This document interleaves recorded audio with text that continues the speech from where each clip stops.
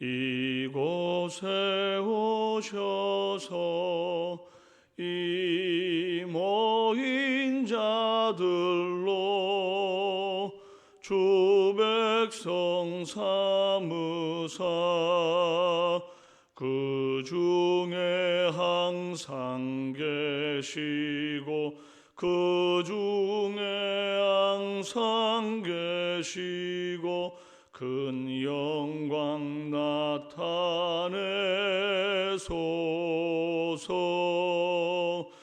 이 백성 기도와 또 예물드림이 향내와 같으니 곧 받으옵소서. 주 예수 크신 복음을 주 예수 크신 복음을 만 백성 듣게 하소서. 또 우리 자손들 다 주를 기리고 저 성전 돌같이 기나게 하소서. 주 구원하신 능력을 주 구원하신 능력을 늘 끝날까지 주소서. 주 믿는 만민이 참 진리 지키며 옛 성도들 같이 주 찬송하다가 저 천국 보좌 앞에서 저 천국 보좌 앞에서 늘 찬송하게 하소서.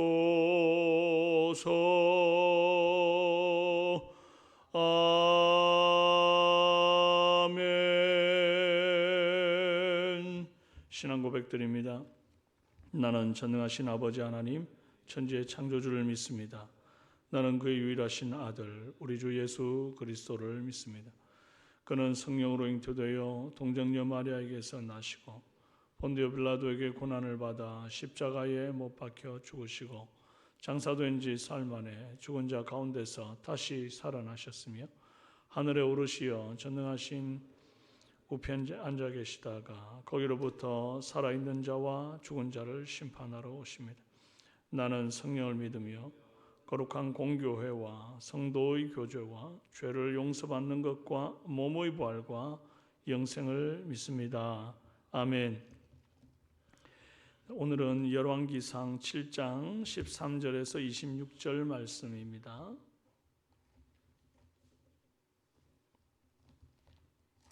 열왕기상 7장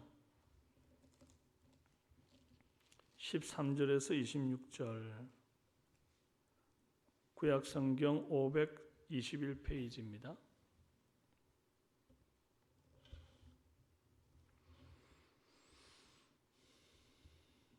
교독하시겠습니다. 솔로몬 왕이 사람을 보내어 히람을 두로에서 데려오니 그는 납달리 지파 과부의 아들이요 그의 아버지는 두로 사람이니 노스 대제사장이라. 이 히람은 모든 놋 일의 지혜와 총명과 재능을 구비한 자이더니 솔로몬 왕에게서 와서 그 모든 공사를 하니라. 그가 놋 기둥 둘을 만들었으니 그 높이는 각각 18규빗이라 각각 12규빗 되는 줄을 둘을 만하며 또 놋을 부어서 기둥을 만들어 기둥 꼭대기에 두었으니 한쪽 머리의 높이도 5규빗이요 다른 쪽 머리의 높이도 5규빗이며 기둥 꼭대기에 있는 머리를 위하여 바둑판 모양으로 얽은 그물과 사슬 모양으로 따은 것을 만들었으니 이 머리에 7이요 저 머리에 7이라. 기둥을 이렇게 만들었고 또 도줄 성류를 한 그물 위에 둘러서 만들어 기둥 꼭대기에 있는 머리에 두르게 하였고 다른 기둥 머리에도 그렇게 하였으며 주랑 기둥 꼭대기에 있는 머리의 4규빗은 백합화 모양으로 만들었으며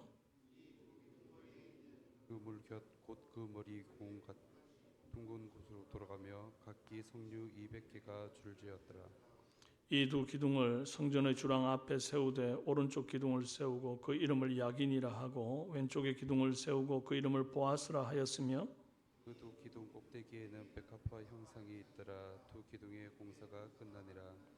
또 바다를 부어 만들었으니 그 직경이 10규빗이요 그 모양이 둥글며 그 높이는 5규빗이요 주위는 30규빗 줄을 두를 만하며 그 가장자리 아래에는 돌아가며 박이 있는데 매 규빗에 10개씩 있어서 바다 주위에 둘렀으니 그 박은 바다를 두러 만들 때에 두 줄로 부어 만들었으며 그 바다를 소 12마리가 바쳤으니 셋은 북쪽을 향하였고 셋은 서쪽을 향하였고 셋은 남쪽을 향하였고 셋은 동쪽을 향하였으며 바다를 그 위에 놓았고 소의 뒤는 다 안으로 두었으며 바다의 두께는 한 손 너비만 하고 그것의 가는 백합화 양식으로 잔가와 같이 만들었으니 그 바다에는 2000밭을 담겠더라. 아멘. 반갑습니다. 귀한 또 주일이 왔습니다. 오늘은 함께 나눌 말씀의 제목이 놋기둥과 놋바다입니다. 솔로몬에게는 큰 힘이 되는 동력자가 있었는데 바로 두로왕 히람입니다. 이 히람은 평생에 다윗을 사랑했던 사람이었어요. 그래서 그의 아들 솔로몬이 왕이 되었다는 소식을 듣고 이제 신하들을 보내서 크게 축하를 했던 적이 있었습니다. 솔로몬이 그 기회를 놓치지 않고 두로왕에게 성전 건축을 위한 도움을 요청해요. 시돈으로부터 약 40km 정도 떨어진 레바논의 백향목을 최고의 가치로 지닌 나무인 줄로 알고 또 시돈의 벌목곡만큼 탁월한 목수가 없다는 사실을 알았기 때문에 솔로몬이 도움을 요청했습니다. 그래서 음식물과 기름을 주고 백향목과 잣나무 제목들을 사왔고 실력 좋은 두로의 기술자들을 싹쓸 주어서 모셨습니다. 내가 혼자 다 하는 것은 지혜가 아닙니다. 다 할 수도 없고요. 나보다 잘하는 사람에게 칭찬을 아끼지 않고 도움을 구하는 것, 이거 굉장히 아름다운 지혜입니다. 사람을 알아보고 인재를 바르게 등용하는 것은 리더십의 중요한 부분이죠. 솔로몬이 그런 사람이었습니다. 오늘 본문에서도 솔로몬이 특별히 두로에서 모셔온 히람이라는 사람이 있었습니다. 이 이름이 두로 왕 히람과 동명이인이에요. 그런데 이제 히람이라고도 부르고 왕과 이름이 같으니 헷갈리지 말라고 후람이라고도 부릅니다. 이제 놋쇠 대장장이었어요. 솔로몬의 시대가 철기 시대입니다. 그래서 놋은 구리에 아연을 섞어 만든 합금으로 잘 녹는 편이고 철에 비해서 가공하기가 용이하고 쉽게 녹이 슬지 않아서 기물을 제작하는데 안성맞춤이었습니다. 이 사람이 납달리 지파 과부의 아들이고 아버지는 두로 사람이에요. 한마디로 순수 혈통 유대인이 아닌 겁니다. 심지어 과부로서 재혼한 이력이 있는 여자와 이방인 아버지 사이에서 태어난 사람이라서 유대인들 같으니 상종을 꺼릴 수밖에 없는 그런 사람입니다. 그런데 솔로몬은 그런 배경보다 그 사람의 지혜와 총명과 재능을 높이 샀습니다. 오늘 우리도 솔로몬처럼 사람을 볼 때에 그 사람의 출신 지역, 학벌, 배경에 집중할 것이 아니고 그 사람의 됨됨이, 지혜와 총명, 재능을 보고 동력할 수 있는 그런 바른 리더십을 갖기를 바랍니다. 이 대장장이 히람이 와서 제일 먼저 만든 것이 성전 입구에 두 큰 놋 기둥이었습니다. 우리가 잘 아는 야긴과 보아스예요. 높이가 18규빗, 8.2m고 둘레는 12규빗, 5.5m입니다. 세 사람이 이렇게 아름드리를 만들어서 세 사람이 손을 이렇게 잡았을 때의 둘레, 그 정도 되는 큰 기둥이다, 이렇게 보시면 되겠어요. 그리고 그 기둥의 두께가 안이 비어 있습니다. 이렇게 큰 게 꽉 차 있으면 이게 얼마나 무겁게 못 드는 거죠. 그러니까 이제 8m나 되는 높이의 기둥인데 속이 꽉 차지 않고 비게 만들었는데, 비었으나 그 두께가 7.5cm 정도 됩니다. 손가락 이 네 개를 이렇게 합쳤을 때에 요 정도가 한 7.5cm 나오거든요. 이 정도 두께로 삥 둘러가면서 5.5m의 둘레로 이렇게 만들었다. 얼마나 무겁고 또 얼마나 참 쉽지 않은 작업이었을까 생각을 해보게 됩니다. 기둥 꼭대기에는 2.3m 높이의 논머리가 놓였는데, 그 머리 모양이 그물 모양의 격자 무늬 모양이었고, 또 거기 이제 고리 모양으로 꼭 머리 따듯이 이렇게 따은 사슬들이 내려왔어요. 또 그 꼭대기에 이 백합화 형상이 있는 굉장히 정교하고 아름다운 기둥이었습니다. 이 기둥은 성전 주랑, 즉 성전에 들어오는 복도, 이제 입구 복도에 이렇게 웅장하게 서 있는 기둥입니다. 왼쪽 기둥의 이름이 보아스, 그의 힘으로, 이런 뜻이고, 오른쪽 기둥의 이름이 야긴, 그가 세우실 것이다, 이런 뜻을 가졌습니다. 그러니까 그의 힘으로 그가 세우실 것이다. 예, 맞습니다. 이스라엘은 왕이 잘나서 세워지는 나라가 아니고 백성들이 잘나서 세워지는 나라도 아닙니다. 하나님의 힘으로 세우시는 나라, 그 나라가 바로 이스라엘이다 하는 그런 강한 메시지가 그 기둥에 있어요. 그리고 이 기둥 장식에 들어간 석류 모양과 백합화 형상은 하나님이 베푸시는 풍요의 상징들입니다. 이스라엘은 하나님이 그 힘으로 하나님이 세우시고 하나님이 풍요를 베푸신다는 것을 상징하고 있죠. 이스라엘뿐 아니라 영적 이스라엘인 저와 여러분도 이 메시지를 가슴에 딱 새기고 살아야 됩니다. 성전 들어올 입구의 기둥을 딱 보면 거기에서 벌써 메시지가 팍 오는 것 아닙니까? 그것처럼 우리가 교회 딱 들어올 때, 교회 문만 볼 때 벌써 마음에 내 가정, 내 교회, 내 나라, 하나님의 힘으로 세우시고 하나님이 풍요를 베푸신다, 그것을 마음에 딱 이렇게 새기고 살아야 할 줄로 믿습니다. 그 다음 만든 것이 놋바다였어요. 놋으로 만든 큰 물동이 같은 거예요.